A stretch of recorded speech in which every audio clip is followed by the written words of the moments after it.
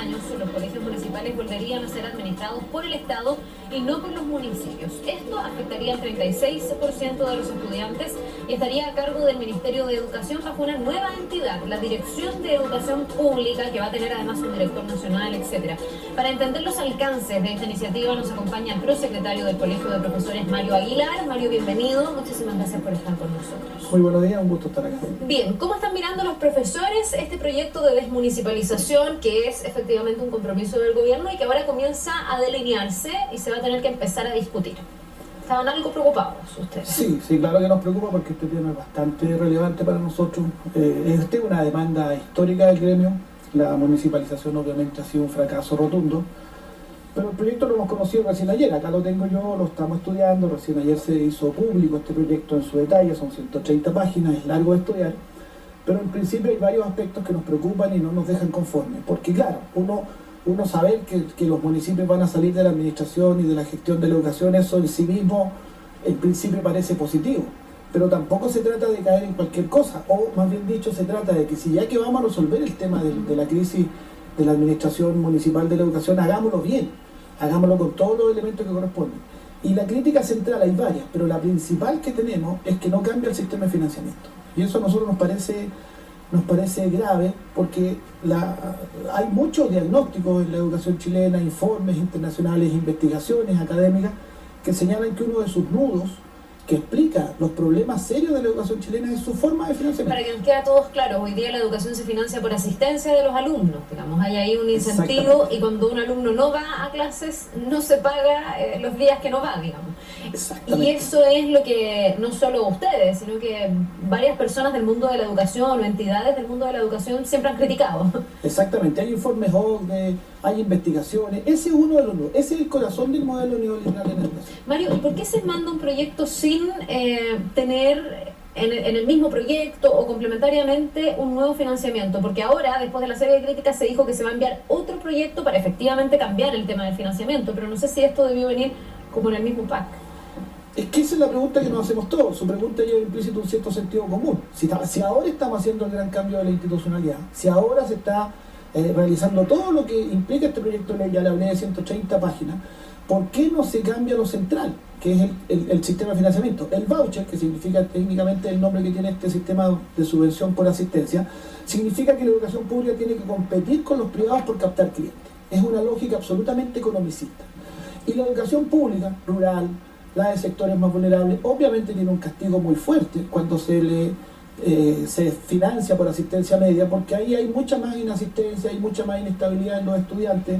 Piense usted en los sectores rurales donde hay estacionalidad, por ejemplo, de la temporalidad de la fruta, los niños, muchos jóvenes o niños trabajan, el mismo clima. Entonces, no se entiende que si se quiere fortalecer la educación pública no se resuelva uno de sus problemas centrales. Y se dice que queda postergado para un incierto tiempo, que no se sabe cuándo es. Entonces es muy inexplicable que no cambien ahora el financiamiento. Las explicaciones que se han dado han sido bastante poco sostenibles. Pensando en que se va a complementar lo que hemos conocido con un proyecto que cambia el financiamiento, ¿cuál es la postura del Colegio de Profesores? ¿Cómo debiese financiarse en esta nueva mirada y en este nuevo sistema de educación pública a los colegios municipales o del Estado en este caso? Bueno, todo el mundo está de acuerdo, o digamos los investigadores, la gente que entiende educación entiende y sabe que tiene que ser por financiamiento basal. Porque usted no puede dejar costos fijos como son salarios docentes, funcionamiento del colegio, cuentas de servicios, etcétera, a un ingreso variable.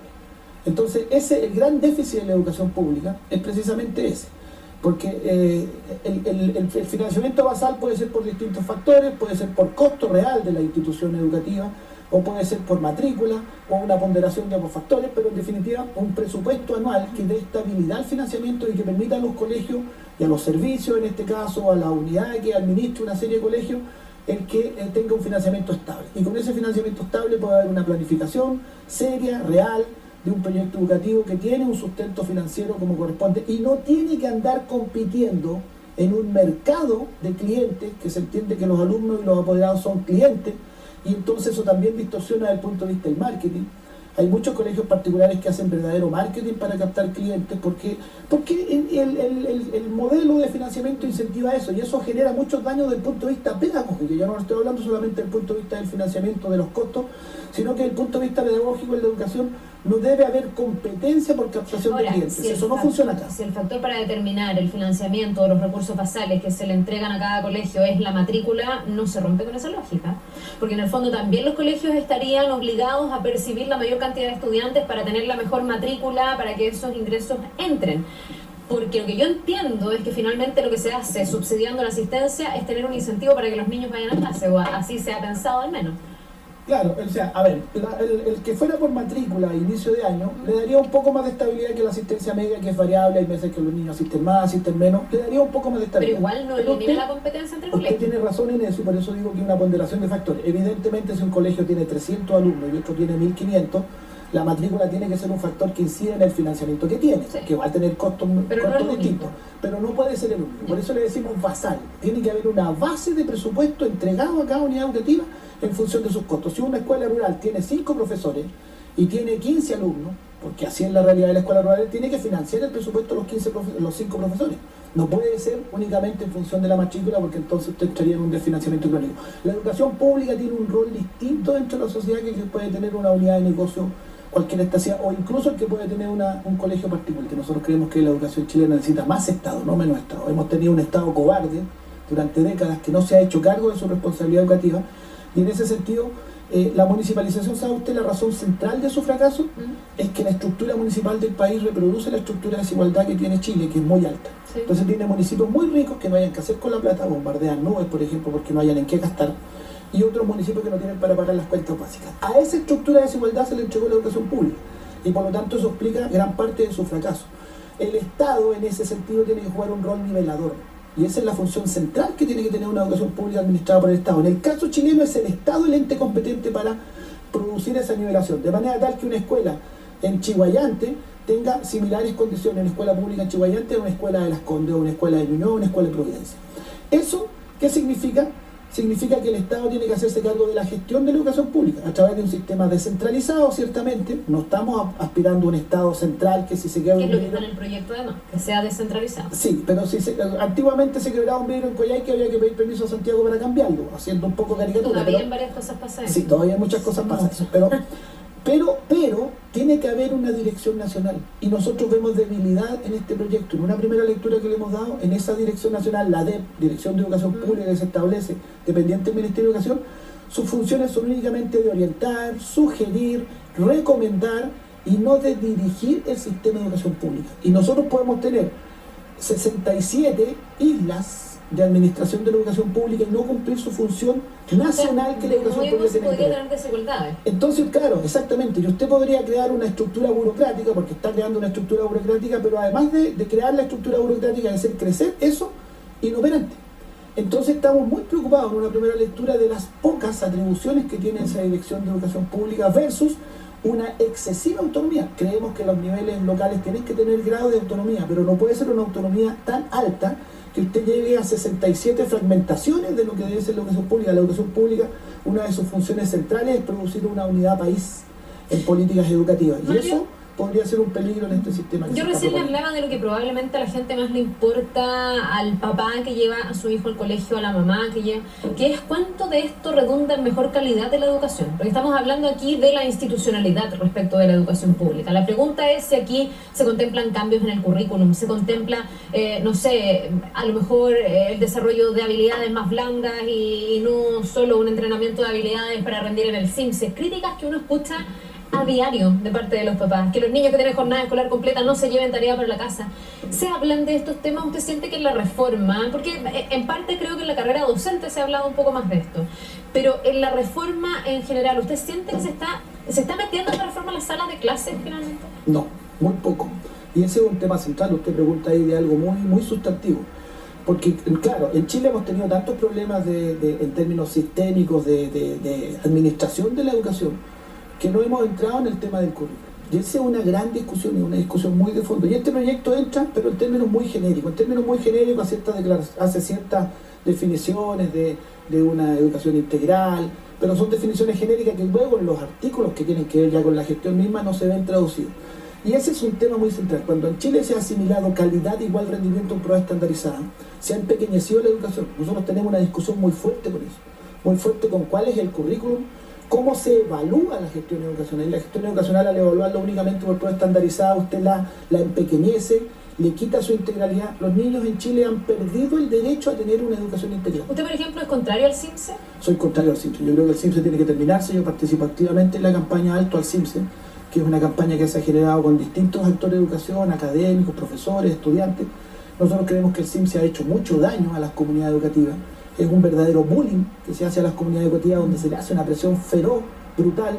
Fíjese que hay colegios que se ven presionados a hacer barbaridades para subir 10 puntos en el CIMSE, porque eso depende de la supervivencia del colegio, etcétera, etcétera. Hay niños que les piden que no vayan. Hay niños que les piden que no vaya, hay niños que si toca CIMSE octavo, en séptimo le dicen retire al niño porque el próximo año tendría que dar prueba y les baja el promedio, ¿no? Les baja el promedio. Fíjese que hoy día nuestros niños cada vez cantan menos, pintan menos, hacen menos deporte, hacen menos teatro. Y este tema que es tan de sentido común y que es donde realmente está el impacto de la educación, Mario, y donde está la oportunidad para que Chile se convierta realmente en un país con calidad en educación, ¿por qué no se está tocando? ¿Por qué? Porque entiendo yo que es importante quién da, quién imparte la educación, quién la administra, quién la financia, cómo se financia, una serie de preguntas. Pero yo creo de verdad que el impacto mayor es el de la sala de clase, sí, es la satisfacción del niño cuando estudia, las ganas del niño por estudiar, en las ganas del papá de enviar a ese niño al colegio porque el colegio le ofrece algo distinto que solo entrenar habilidades matemáticas, habilidades de lenguaje.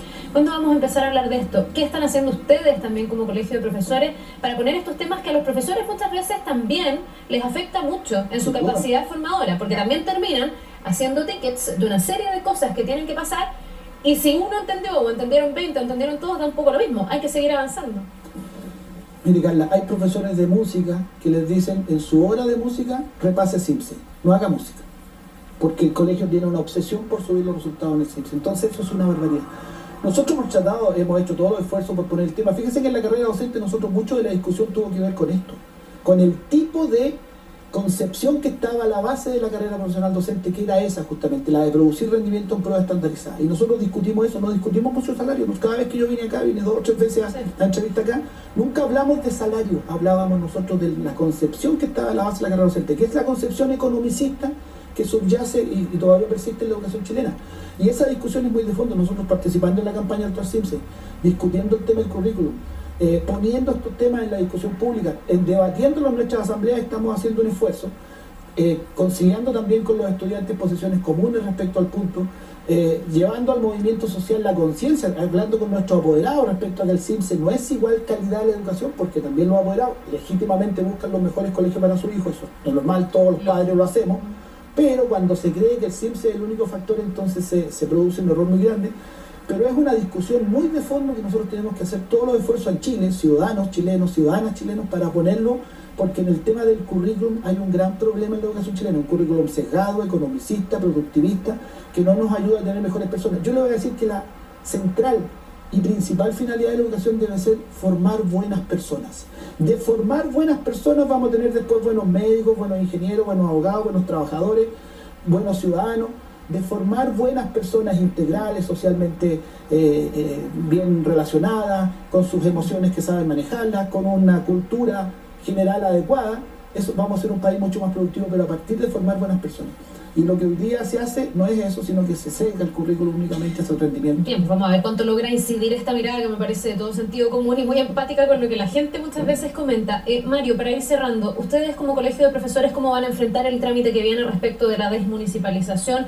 ¿Cuánto van a buscar incidir y cuánto van a buscar que su voz sea realmente escuchada? Ya vimos lo que pasó con la carrera docente, donde finalmente, con mucha presión, con paro de por medio, han logrado incidir y se ha recogido gran parte de lo que el colegio y los docentes en general estaban planteando. En este caso, ¿qué esperan? ¿Qué participación? ¿Qué espacio se les ha dado hasta ahora? ¿Y qué esperan para el futuro?